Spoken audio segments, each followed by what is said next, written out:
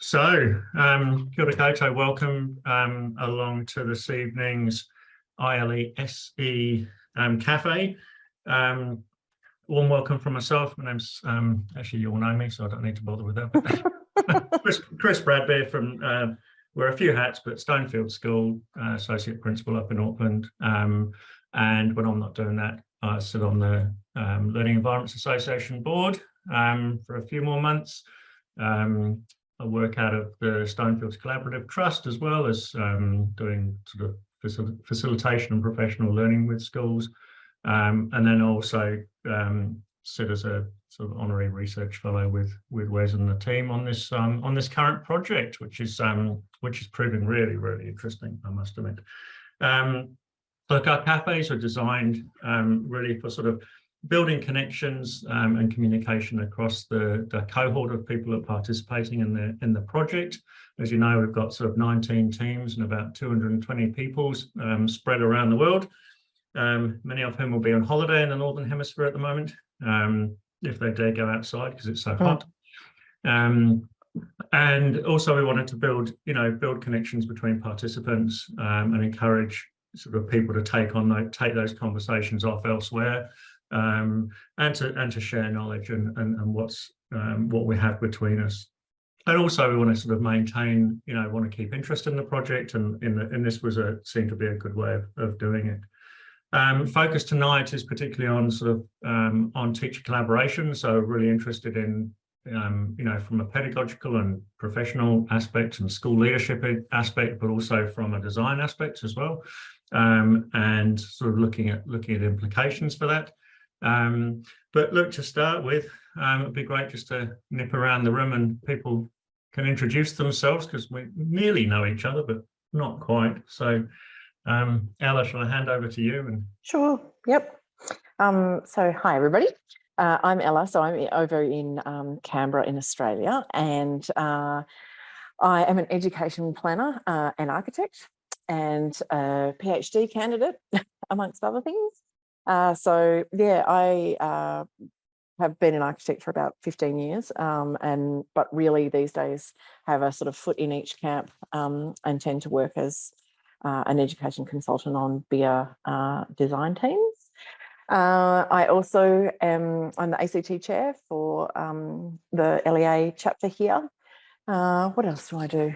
Yeah, so yes, my PhD out of Melbourne. So Wes is on my committee, so that's how I know him as well. But it's looking at innovation in learning environments and sort of coming at it rather than, I suppose, from an impact perspective, looking at it as what's sort of driving it and how do we do it and how can we get some more sort of rigorous language around it, and then potentially how does that feed into slightly more, I suppose, predictable outcomes through that process in the future. So that's me. Cool, thanks, Ella. Hey, and welcome on board, Lenny. We're just doing a quick introduction. We've just got started. So Ella, thanks very much for your intro. Yeah, Marianne, should we go to you? Yeah, well, tēnā koutou katoa. I'm Marianne Mills, and I'm based in Wellington in New Zealand. I'm what you call a euphemism called education consultant. A lot of my background was in tertiary education, and then I worked for the Ministry of Education for a number of years, leading the redevelopment of the New Zealand curriculum. So, when you can't teach teachers and you can't work in a ministry, you go and work in a, out in the sector again. Most of my work is, I work a lot with the Ministry of Education here on particularly the property group, working with schools, writing what's called their education briefs, which is the brief that's given to architects and designers to understand the pedagogy and the teaching and learning that schools want to put into practice when they get their new buildings or their rebuilds or whatever. So there's some quite big projects here in New Zealand that I'm working on at the moment. So that's me. So I'm really interested because I'm always asked what's the research and what's the latest and things. Yeah. What's the latest? Cool. Thank you. Michaela, over to you. Kia ora, I'm Michaela. I'm in Christchurch, New Zealand, working for the Minister of Education. Haven't found my way out, Marianne, quite yet. You can get in, it's like a casino. You can get in, you can't get out. I work in what we call Grow Waitaha. So Waitaha means Canterbury, and that's the region that Christchurch sits in. So the Grow Waitaha project was developed to help teachers think about the spaces that they need to, not so much the spaces first, it's more like their pedagogy first, and then therefore what spaces do they need.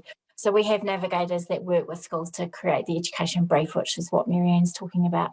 And in Christchurch, we have had to rebuild every single state-owned primary and secondary school. So they all needed new education briefs, but more than that, we needed to work with the teachers to think about how to work collaboratively and to think about more future-focused pedagogy for those spaces.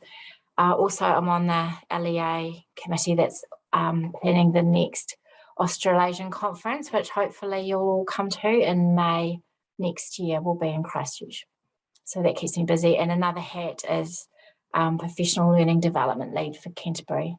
So the two do tie in quite nicely to the different facilitators that work with us. Yeah. And I'm apologise in advance if you hear my children, so I'll be mute most of the time. Kia ora, thanks, Michaela. And kia ora, welcome, Lenny. Yeah, well, thank you. Thank you, Chris. Good to see you, and good to meet the rest of you. I'm from Denmark, but apart from that, it's very much the same story as the rest of you. So I work as an education consultant. I run a company called Hortense, and we work with schools and municipalities who are responsible for schools in Denmark. We work to build the education brief. We work to rebuild schools, design learning spaces, build new schools, and we've done so for the last 15, 20 years. And also a lot of projects to do with project-based learning and how we continue to be curious about what learning can be and how we develop our schools. So it's so we work both in Denmark and internationally. And Lenny, are you in Copenhagen at the moment? I'm in Copenhagen, yes. And please, and this is a slight aside, please tell me you went to the town hall to welcome Jonas Vendegaard back after the Tour de France. You know what? Oh. Well, I was in Sweden yesterday and in London the day before. I'll let you. I did manage to catch the last few what's it called stages on at a pub in London. So just most all of amazing them things from Copenhagen. I should be dressed in yellow, so yeah. You should be in yellow today. Yeah, most amazing scenes from Copenhagen. It's pretty extraordinary today. Anyway, and kia ora, Sandra. Kia ora, Chris. Sorry for lateness. My last meeting ran over. We're just doing a quick intro. You nearly know everyone. Yeah. But do an intro anyway. Very quick. Kia ora koutou, everyone. I'm Sandy Jenkins, and I have am a partner with Lena. We have Hortense Pacifica down here in New Zealand, and we've been doing some work in some of the schools around here. So yeah, my work, the work that I'm involved in is both helping with school design, with stakeholder engagement, using the wonderful Hortense design lab system, and also supporting the development of new schools, and of particular interest in this workshop, supporting teachers and teams of teachers in terms of collaboration and how they make sense of the space. Nice. Yeah. Thanks. Where do you live, Sandra? I'm based in Auckland. Oh, nice and cool. But I move around a lot. We're also doing some Hortense work in Australia as well. Are you a regionally allocated PLD provider? Because I haven't come across. Yes. Oh, great. That's exciting. Yeah. Cool. Yeah, that is exciting, because what we've been able to do is to provide those workshops as part of the regional PLD funding. Yeah, cool. Yeah, so that's very exciting. I think from a New Zealand point of view, what's amazing is that, you know, having conversation that 10 years ago wouldn't have existed. You know, people performing roles that literally didn't exist 10 years ago in education in New Zealand. And I know much of that was prompted, you know, with the unfortunate circumstances and the Canterbury situation, but more generally across the country now we're seeing it actually there's a role for these types of there's a place for these types of roles, which is really exciting. So look, tonight we would really this morning, Lenny, we're talking really about sort of teacher collaboration, and really interested to know, you know, particularly when it comes to working in innovative learning environments, you know, teacher collaboration does ultimately underpin the success of whether or not they work or not, to be honest. I've been really fortunate this week. I've had 4 days teaching in a year 7-8 class, because yeah, we're really short of staff if anyone wants any work. And you know, just jumping in there and working with a team of 4 teachers, it makes you realize how much the environments actually rely on the level of collaboration that goes on between those participants. And so to start with, I'm interested in what are you finding in your work in schools? What are you finding? What are you noticing about what's going on and the nature of that collaboration, but also what's helping? What are you seeing that's actually really supporting teams and individual teachers kind of grow in that area? What are you finding what are you noticing, and what are you finding that's working?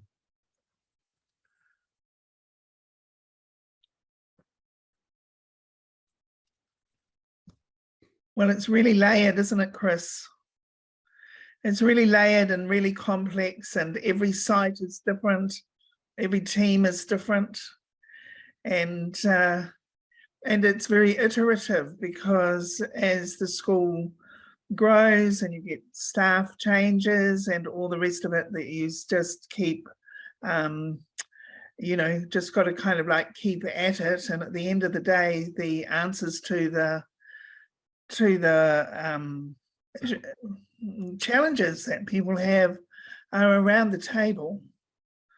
And also, I think that one of the things that can really help to drive change, if you like, in schools, besides wonderful leadership, and we have, you know, many fabulous leaders in our schools, you know, both in Australasia and throughout the world, but I think it's that coalition of the willing just makes such a big difference, because you do, when teachers see, you know, the ones that are a bit reluctant to put their toes in the water, and they see what other people have taken on and how it's working for the learners, how it's working for the staff, that just helps to bring others on board. But it's so multi-layered. You could write a set of encyclopedias on this.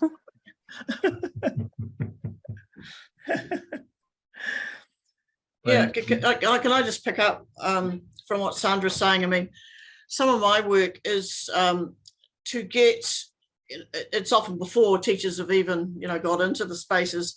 So it's getting them to prototype. And one of the challenges that I find is that for 90% of teachers, they actually don't know what it looks like to work in a collaborative environment. And so and often I'm still amazed at kind of how the amount of work they need to help them to see what needs to happen before they even get into the collaborative space, that actually they need to do a lot of work with, you know, because this is the people stuff. And so once they get in there, and then, you know, one of the things I find is getting them out to go and see other practitioners who are doing it, because often before they've experienced it a bit themselves, they don't even know what questions to ask. Mm-hmm. But once, you know, and you know, we had actually, you know, a bunch out just actually the last week of last term, which would seem, I didn't organise it, the ministry didn't go. You know, that some of them are sort of blown away, you know, by what they see, because it's throwing out a lot of the beliefs that they hold about teaching. Their beliefs are really being challenged. And so therefore, you know, that seeing sometimes in action, but actually having some experience themselves. And I often hear them say, you know, I wouldn't have known to ask this question. It's only now that I'm, you know, starting to experience it a bit themselves. So that whole bit around prototyping and people having an opportunity to, and I know Sandra, you know, when I've just read some of the stuff that, you know, Ortens that you do, you know, is getting people to think, isn't it? Some of that initial stuff before you even get in. So that's one of the things I find. Yeah, it's that you know, going right, stripping down to the core, you know, like in terms of, you know, what is collaboration, what is cooperation, and always starting with the why and giving people giving people the opportunities to dream in terms of what that looks like, and how does it connect to their values, and how does it connect to the narrative of the school. And at the end of the day, if teachers know that this stuff is going to make learners, well, then you're halfway there.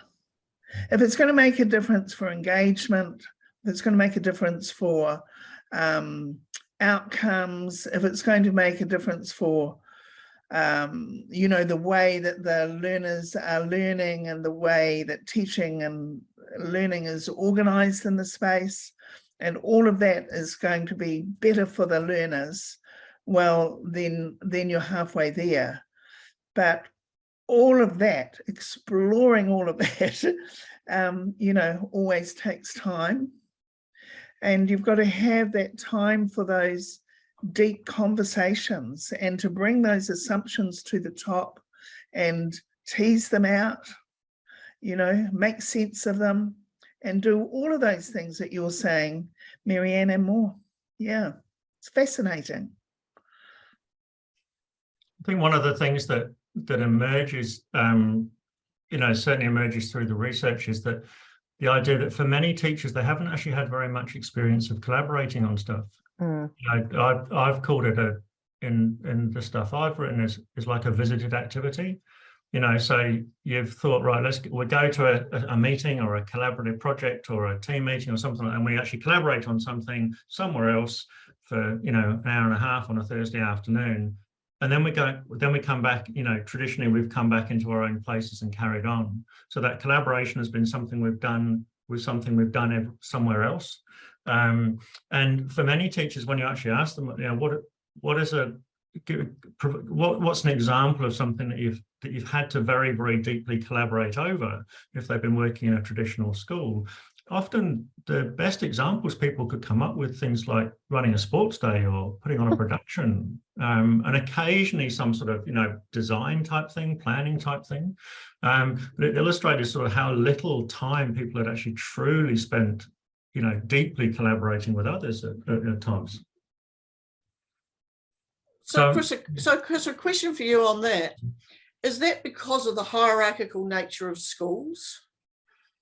I think it's because of traditionally, I think it's because of the cellular nature of schools. You know, and there's, you know, if you go back to, you know, Judith Little's work and Lorty's work, and around, you know, how siloed people's work has been, the way that, you know, collaboration sometimes has been about sharing and storytelling and scanning for ideas and asking things. And rather than sort of, you know, really strong and deep collaboration, and sort of people sort of euphemizing sort of any time that they're working with somebody else as something being collaborative, and as Sandra said, you know, sometimes you're just being cooperative or you're coordinating activities. It's not necessarily the same as being deeply collaborative. And, you know, the sort of one of the best definitions about collaboration talks about that idea that actually you're able to achieve something you couldn't do, you know, without others, because of the limited vision of individuals, and you can actually problem solve something. It's very much around a problem solving kind of approach, and I think sometimes people haven't necessarily had that experience. probably more now than than say 10 years ago. I would suggest too, I mean, this is just a thought, that many teachers are very happy in their siloed approach, and they're quite used to being the king of the castle by themselves, behind closed doors, and being forced in some ways to work with partner and have your teaching under scrutiny, because it kind of is, to start with at least, is quite confronting and exhausting for them. I mean, everything everyone else has said is what we've observed down here as well.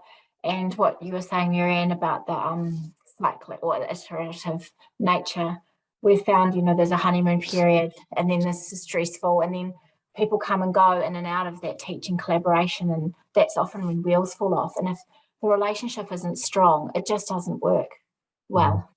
So we've got I'm sure lots of other people have the mates agreements and things like that, but they need to be revisited frequently, I think. I think at the beginning of the year, a lot of time is spent setting up and talking about the mates agreements and so on and so forth. But, you need to revisit it quite frequently and check in with how everyone's feeling and tweaking it. Because just a relationship. Michaela, what's the mates agreement? Someone will give me the exact word, but mutually agreed teacher expectation or some much. Basically, mutually agreed team expectation. Yeah, like how you're going to do the day-to-day business talking. Like, do you talk in the morning? How long is your chit chat? Is it a big long half an hour? This is what happened to me, or is it a hello and let's get cracking kind of? Because some people have different home lives, and you just have to be very clear about how you're going to work, rather than get people uptight and upset and so on. So it'll be very basic, but it'll be quite detailed. It's kind of your norms, really. What you do if something goes wrong, what do you do when there's conflict? How do you, what are the attitudes you want people to bring with them? What do we do if other people are mucking up? Those types of things. And then there's some of those minutiae, like, when do we meet? And that sometimes, Michaela, is the hardest thing. Like, when do we meet? And if it's just a power of two, it can be the chat on the way to the staff room, but that doesn't work when there's three. So you do need 4 or more. So so it's basically your ways of working. And it's and where it's particularly powerful is the agreements around what to do when you become unstuck. When the team gets stuck.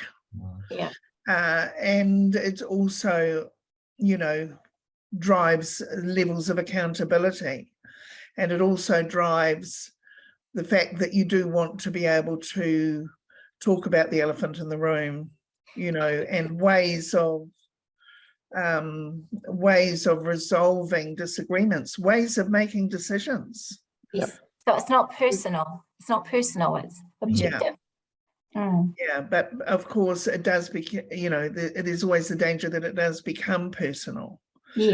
Like where you've got a high-flying teacher that has always got wonderful results and has always done things his or her way, and then you've got maybe a beginning teacher or a teacher that's early in the career who comes with some new ideas, and that high flyer says, we don't do it like that around here. Or we tried that, it didn't work. we tried that last year. My way works. So why change it? And then how do you resolve that? And on the flip side to that, I was talking with somebody who works in early teacher education, and talking about the idea that when I was a first year teacher, probably second year teacher as well, there's some lessons that I did that, geez, I'm so pleased that nobody saw them. I was like, geez, I'm glad nobody saw that. And it's like, well, actually, we want, but it was, you did fail and you mucked up, and then you learned from that, and then you moved on and you built on your practice. But, one of the things is, making sure that the environment you have in your collaborative team is, psychologically safe enough, if you like, and supportive enough so that young and early career teachers can feel that actually, yeah, I don't have to be perfect. I can muck up. I can have those discussions and things like that. I think it's an interesting sort of aspect of it. Yeah. Yeah. And what does it mean, by calling it? Chris, I noticed at our meeting the other day when I was talking, you rolled your eyes. Yeah. And you made big sighs. I just wonder if you could talk to me about that. I'm sorry, Sandy, I won't do that again. Yeah. But I think probably in the Stonefields context, we found that one of the key attributes that somebody can bring to a collaborative team is actually the skill to have those hard to have conversations. If they've kind of got an understanding of how to do that, or they build that capacity, and they're not afraid to do that, then the learning becomes really powerful, because it suddenly becomes a really high trust kind of model. And you sort of, I don't know where I read it, but I read somewhere that little phrase about collaboration grows at the speed of trust. So as trust grows, then people feel like more able to accept different things, more able to take risks, to try new things, and to push things out of it. But until that level of trust is there, your example, Sandy, of your very experienced teacher with a very inexperienced teacher being told, no, we tried that and it doesn't work. That's not going to be working towards building trust. So I think being really mindful of actually what are the things that in these teams do grow trust. And I think it sort of brings me to think that we're asking teachers to have conversations and talk about stuff in a professional capacity that before they were put into this situation, they may well not have done.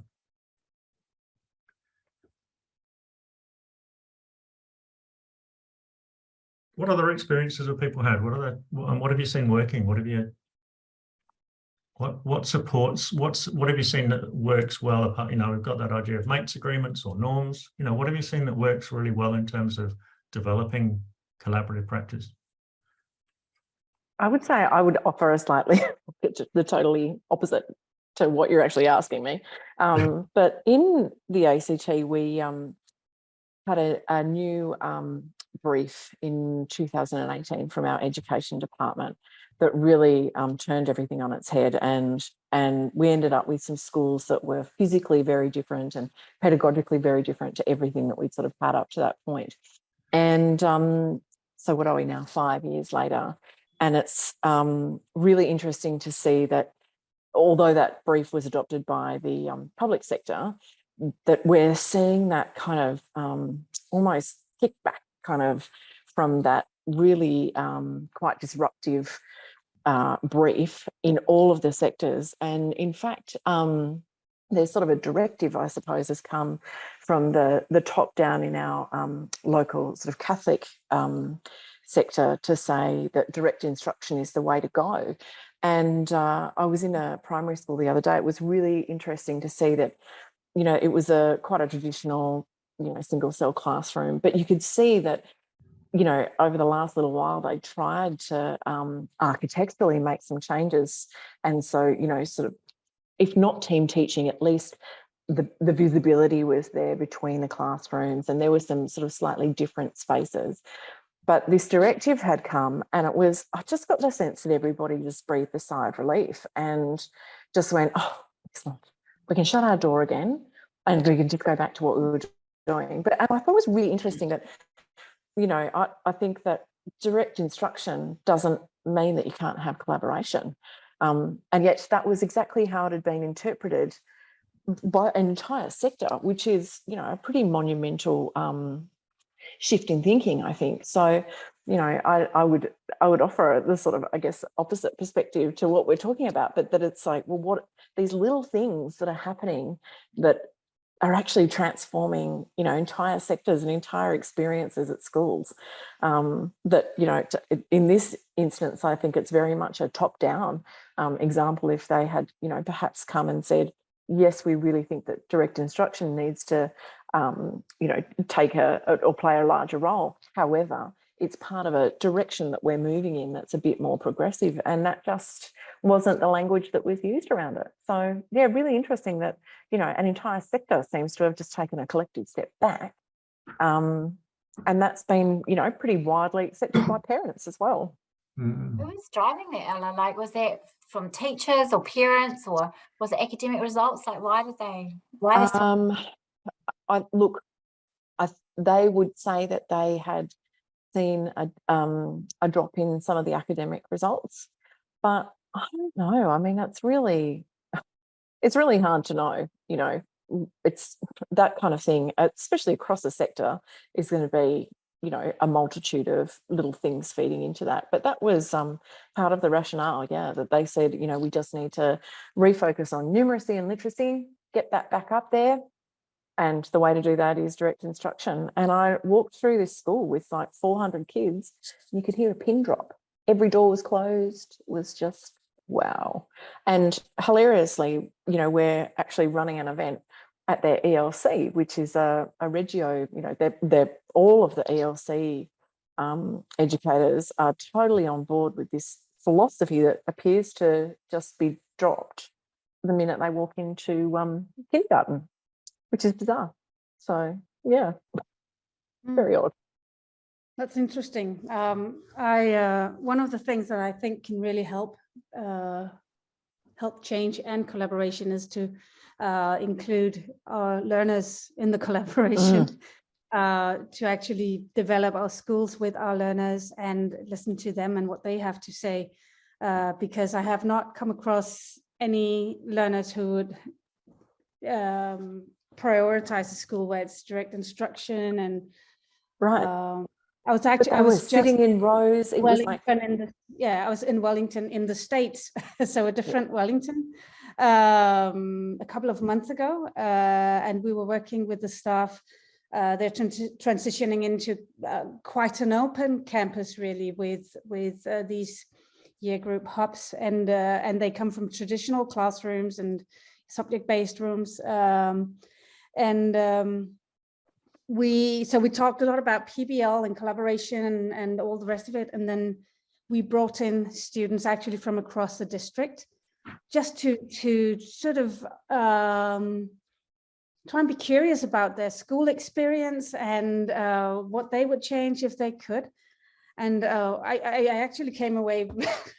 Well, first we first asked the teachers, what do you think the experience of your students would be? And they all said something like, it's depressing, or I don't want to be here, I'm not very good at learning, or expected their students to say. I'm like, well, and we brought students in, and I thought they were being hard on themselves, but they were not. The students, we also asked the students, what would you do if you were to open a school? What would you prioritize? What's important to you? So they said something like, I would really care about the well-being of learners. I would care how they feel. You make sure they're seen. Now it's a completely different story, and from that you can, like, it's a whole different change project that you have with like the young people and the professionals in the school.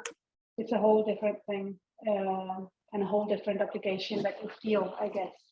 That's at least, maybe also an element that we could be better at. Yes.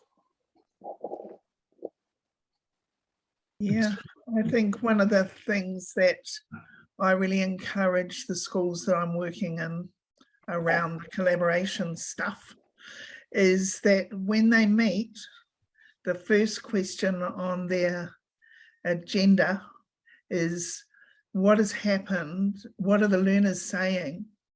Particularly the at risk or the most disengaged learners.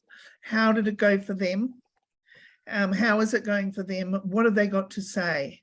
And if teachers can, listen to the voice of the learners And then, then you say, well, okay, well, then so what? What does that mean? What are we going to try next?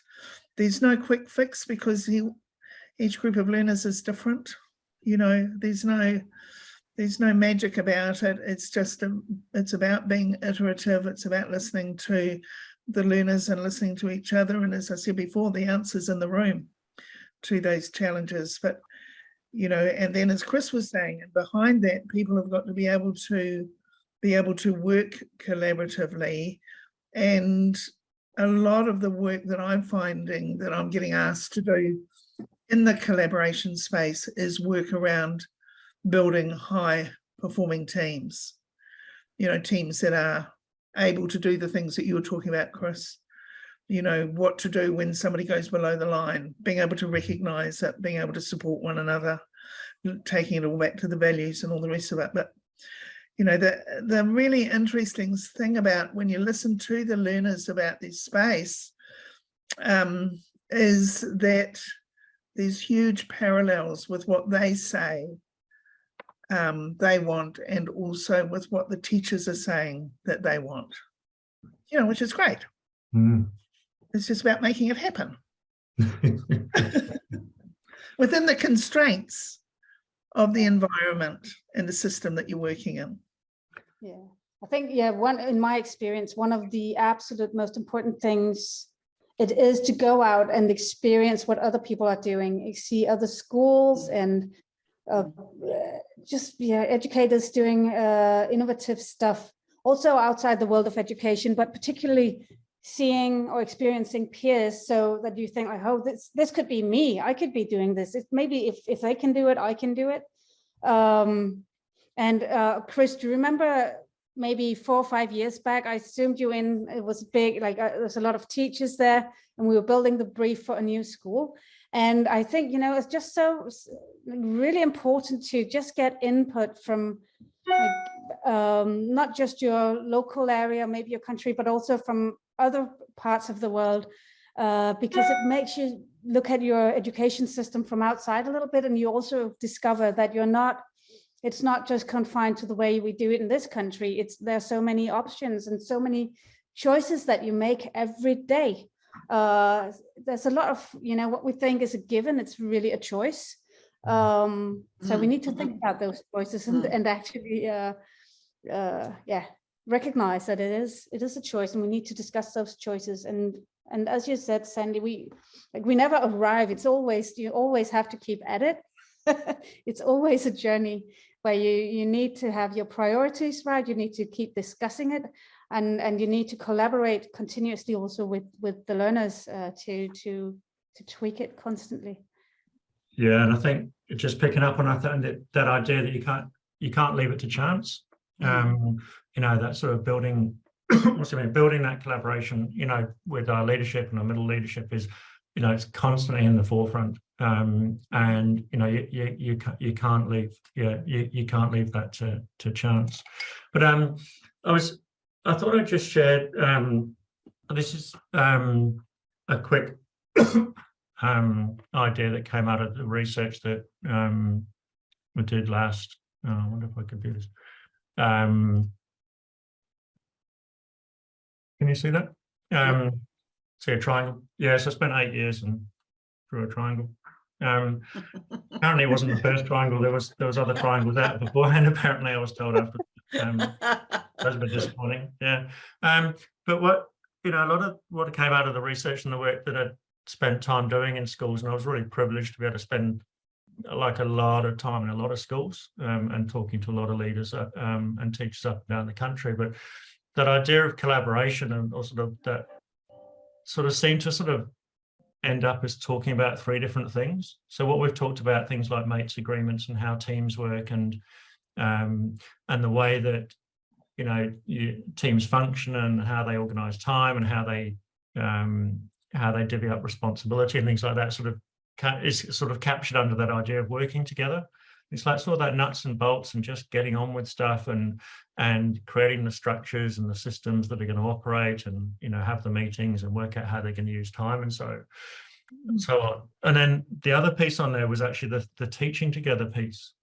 And the teaching together piece sort of came out of the data that talked particularly around sort of co-teaching, although nobody talked about co-teaching, or nobody talked about any of the sort of the models of co-teaching that are around.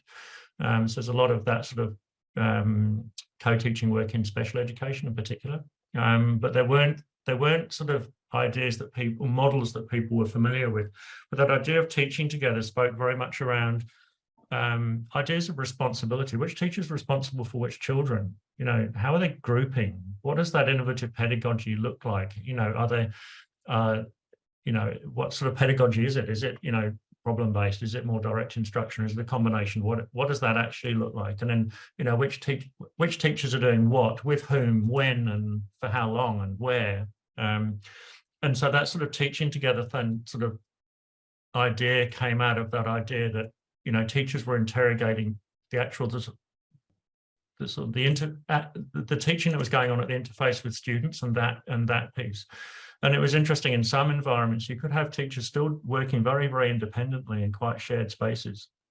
You know, there wasn't necessarily teachers standing next to each other teaching simultaneously. And I think that's only one type of idea of what that sort of co-teaching might look like.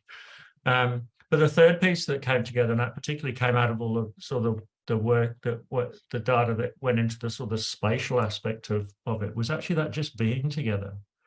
You know, I was talking to teachers who've been teaching for say 25 years, and they said, look, I could count on one hand how many times I've actually watched a colleague do what I do.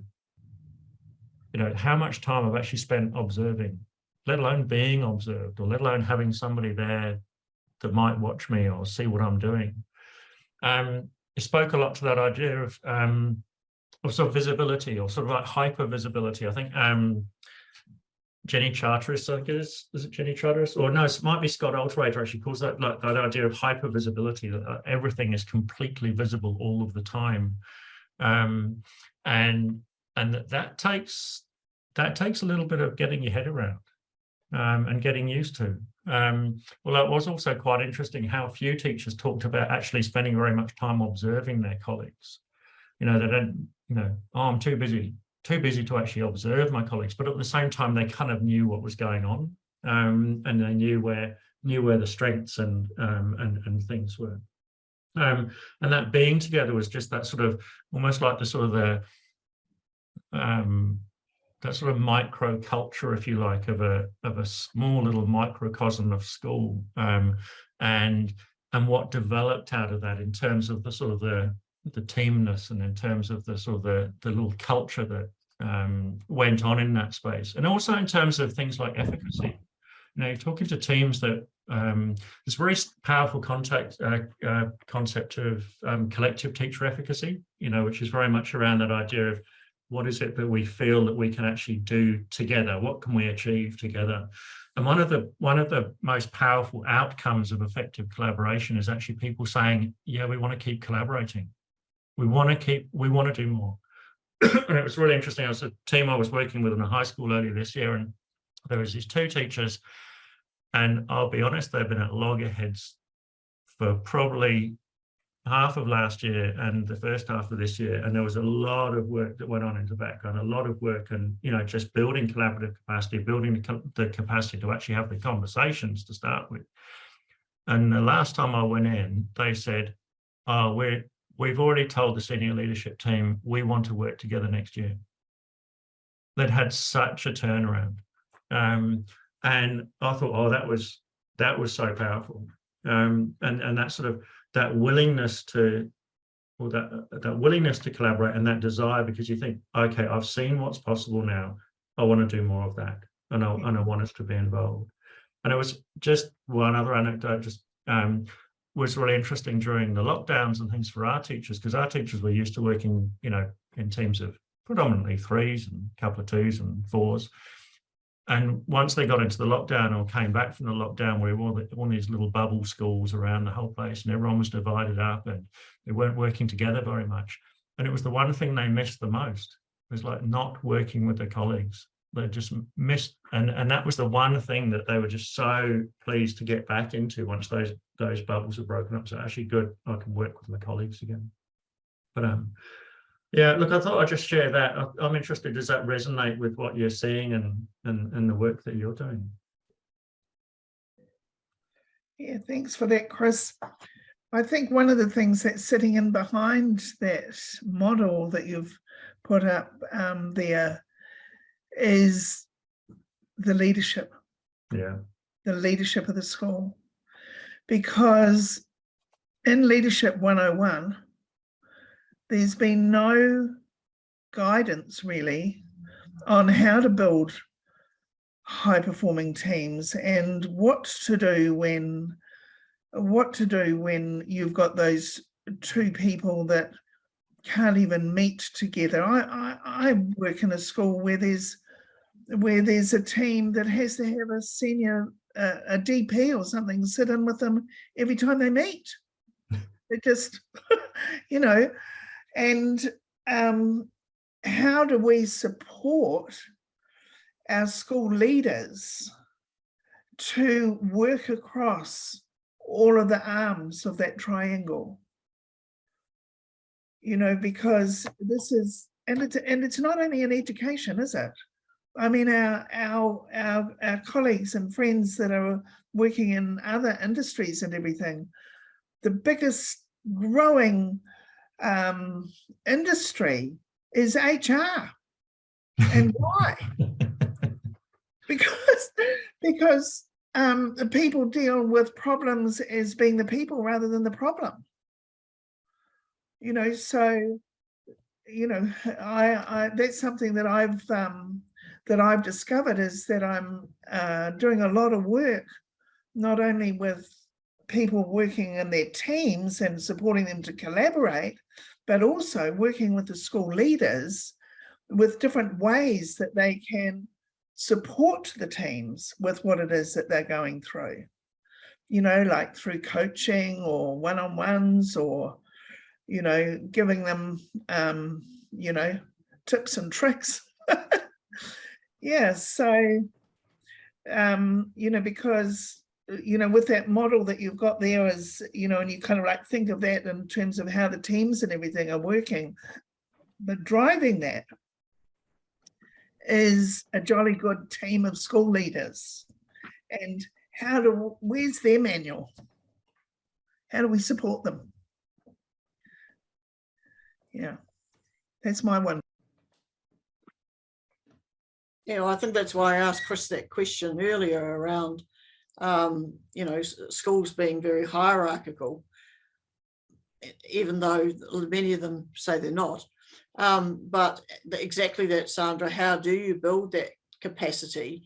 And, you know, it goes back to what you said right at the start, Chris, or earlier, is around trust.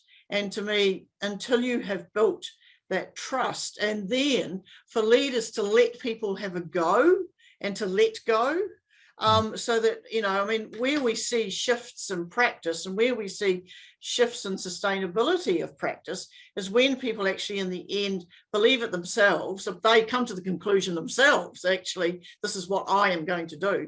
And they take complete, you know, they take ownership. And I think, you know, this is one of the issues sometimes I think with some of our models, is we love telling people what they should do, but in fact telling doesn't work. And Ella, you know, I find, you know, what you're doing in ACT kind of interesting, because to me, if a set of teachers, if you're looking at collaboration, well, the first thing to me a staff has to do is, what do we believe about teaching?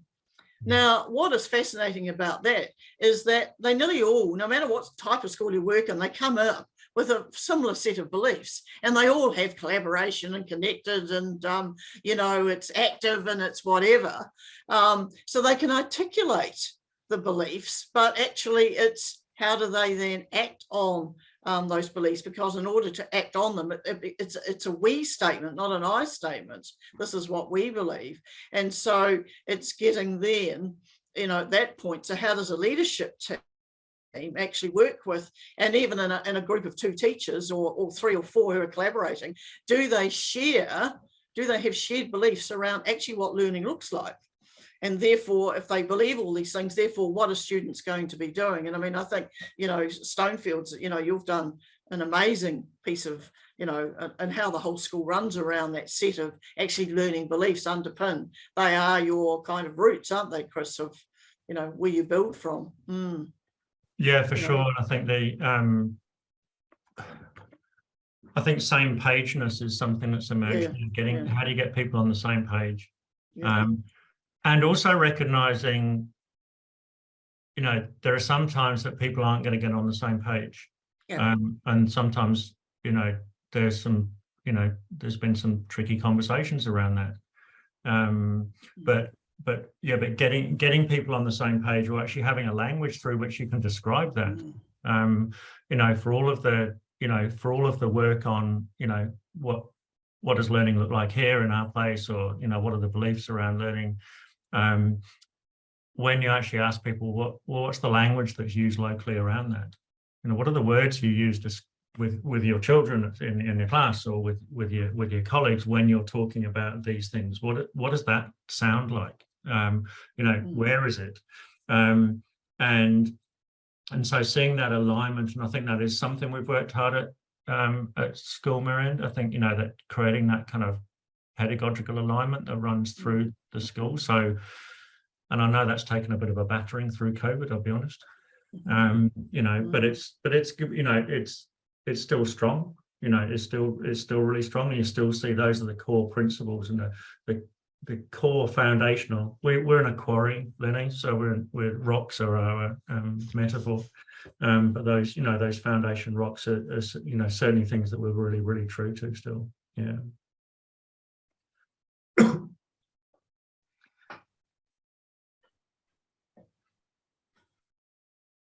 When we've talked a lot about the sort of the teaching piece, but what are you noticing around the actually no, look at the time, geez. I'm interested more, you might have to come back to that another time about design, and actually how do you design collaboration, and what are some of those things that you're doing?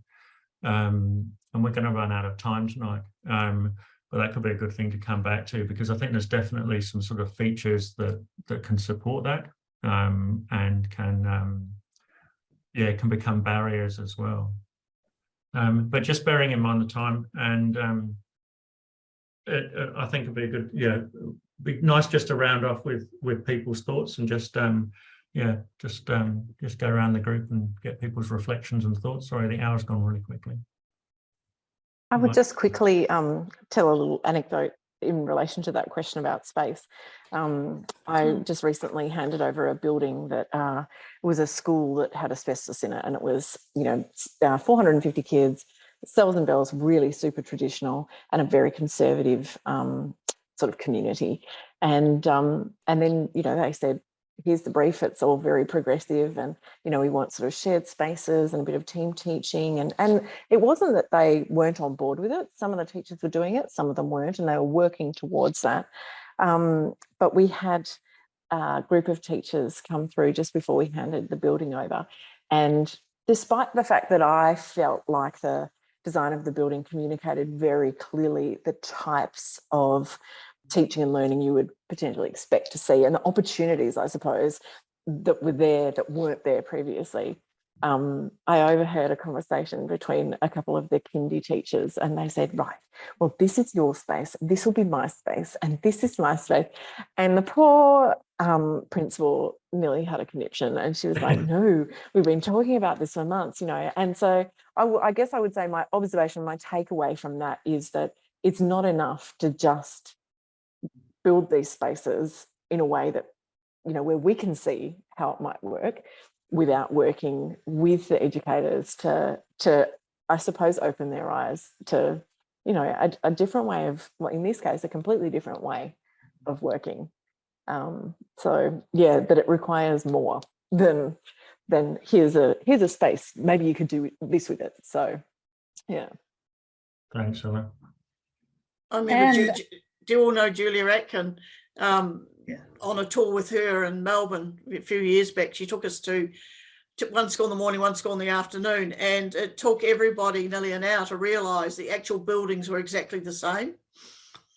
Actually, what was happening was, totally different. So yeah, that pedagogy in space is an interesting one. Yeah. My takeaway, Chris, is that piece that you said about, you know, people, the big thing about being together. And I think that's, you know, about being human, and actually about, you know, people actually, we're social creatures. And the more we can, you know, understand that learning and teaching is a social activity. And hopefully, Ella, not in a closed off environment, directly teaching. We hope we'll get there. Yeah. Thanks, Marianne. That's a lovely little school that we work with. They have a wonderful tradition. And I was just to build on what you said, Ella, because like you have a new school and then you'd also have the staff changing every year, and things might sort of, you know, be watered out a little bit if you don't keep the conversation alive. So what this school does, they actually every year, just the week before the school starts again, they have a tour de chambre. So they go and visit each other's spaces where they explain how the pedagogy and the spaces work together and what their intentions are to help keep it alive. I think that's at least for them a very important thing to do every year, and to keep that conversation going. Nice. Michaela, how about you? Well, I have to say that Ella's little anecdotes have left me a little uneasy, to be fair. I really am pondering about this ACT direct instruction. I'm really wondering how this has come about and how we can make sure this doesn't happen. And I was thinking that if it's tied to assessment results, I could see it potentially happening here, because our reading and writing and maths is sliding down, and our writing in particular is really keeping me awake. And I can see that direct instruction, you know, I can see it can make a big difference quickly. But I worry about the front end to the curriculum and the 21st century learning. And my little bugbear with teachers, and I can say that because I am a teacher, is that they swing and we swing from one thing to the next. So we're all about whole language. No, we're not. We're to say, yes. Yeah. You know, and we're swinging, and it's like, no, you could still do inquiry, teach collaboratively, and have direct instruction. Yes. You know, what put the learner at the center, put this cohort in front of you. What do they need in this part of the day and that part of the day, and change, you know. But I just am so worried, because there are a couple of schools in Christchurch that were sort of one of the first cabs off the rank in terms of the build design, which, by the way, initially were quite big barn like, and some, you know, walls have gone back up. I'm like, oh, I can just imagine this happening, and this, you know, another swing back around. It's like, no, keep all the good stuff, but see what else you can do, because it should have been and along the way. Yeah, it's not either or. Yes, but that's, I went to the, Chris, you were there was a Global Perspectives in Education conference in Melbourne a couple of years ago, probably 4 years ago, and they talked about the Western perspective of things in education in particular is black and white. It's this or it's that. It's single cell or it's, you know, ILE. It's all binary. Yeah, it's this or that. Whereas the Eastern view is like the yin yang, where it's a bit of this and a lot of that, or a lot of that and a bit of this. You know, it's a blend. And that was my big takeaway from that conference. And I think, yeah, if you're talking about the direct instruction, go back to the yin yang, do a little bit, you know, in between. So yeah, that's my takeaway. Thank you. And I think that's a really good point, the yin yang. I think what it brings to mind is that the criticality of evaluation, and to what extent, you know, you put, say, $20 million into a building project for a school, $50 million or whatever, you know, what's the budget for evaluation? What's the budget for the professional learning that's alongside that? What's the budget for the, you know, coming back to Sandra's point, you know, for the leadership coaching? You know, what's the you know, because that would be infinitesimally small by comparison with $50 million. But I can answer that, Chris, because Grow Waitaha is $1 million a year. So we have the entire region, the pedagogy, the teacher collaboration of every school, that state integrated, you know, integrate everything for 1 million. So it doesn't actually cost you much at all to build that pedagogy and collaboration across an entire region. I'll shut up now. No, these are good points. They're good points. I think my takeaway, looking at your diagram, Chris, is that when schools are building at the stage where they are building that collaborative culture, that those are the things on your triangle that they need to be focused on. Because I see teachers in schools totally overwhelmed by not only having to, I guess, work out how they're going to be working collaboratively, but they've got so much other stuff going on. To me, you know how at the fairground they used to have those clowns that went like this, their mouths open, and there would be ping pong balls put in their mouths to see whether they got the prize or not. Well, that's kind of, I see teachers looking like that, and I've actually refused to go in and take workshops in schools that have got like 10 PLD providers in there or 10 new initiatives, and they're trying to build collaborative spaces and a culture of collaboration at the same time. You've just got to have that focus on the arms of that triangle and build your foundation and your soil so that your garden can grow, But I think, and that takes strong leadership to say, oi, no, we're not going to do that now. Here's another government initiative come along. No, we're not going to do that now. We've got to get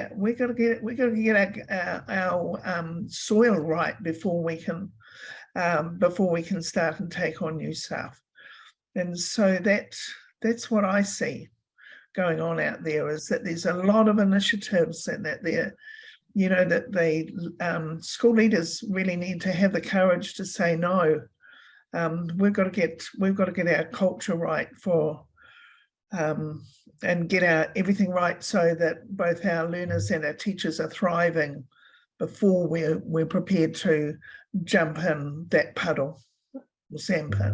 Right. So being disciplined about what people take on. Yeah. And less is more. Yeah, baby step. Yeah, baby. Yeah, thanks for that, Sandra, and thanks everybody. I look at just going back, and Marianne, you said something about the sort of the we space rather than the I space. I know that's been a really powerful thing, and just off the back of 4 days teaching this week in an amazing team, where when you talk about one of the learners, everybody knows that child. And everybody's got, I saw this and I saw this and I've been watching this and I've seen this, and when it comes to like developing an intervention, you've got everybody's everybody's got a great perspective, and everyone's has got buy-in, because they're in my learning hub, rather than they're in your class, not having so much buy-in. And you see that when you kind of get that efficacy going, and the teachers are going, it's a team sport. Teaching these environments is a team sport, and I think the more we start to see that, as opposed to it being kind of just like an individual pursuit where I'm responsible for absolutely everything, then I think is quite a big sort of shift for people. But it is, it's powerful when it works well. But as the conversation said, look, there's a lot of stuff to get the ground in place, and before you can start growing things really, really powerfully like that. Look, thanks very much indeed, all of you, for your input. Really enjoyed the conversation. We'll be advertising more cafes and things as we go through. And if you've got any suggestions, you want to run one, then you're very, very welcome to. I will just give you a bit of a heads up. The week of the 14th to the 18th of November, I think there's the Monday, Tuesday are going to be the ILESE roundtables, but then there's also going to be a day of an ILE TC roundup. Because that all sort of got washed up during the end of during COVID. And then there's also going to be a 2-day Talking Spaces event in that same week at the University of Melbourne. Lenny, I think there's an event coming over your way, Denmark or Sweden, I think, which sadly I won't get to. But for the rest of us, 14th to the 18th of November. So I'd encourage you to pop it in your calendars. It's going to be an amazing week of learning going on at Uni Melbourne, and you're very warmly welcome to come over.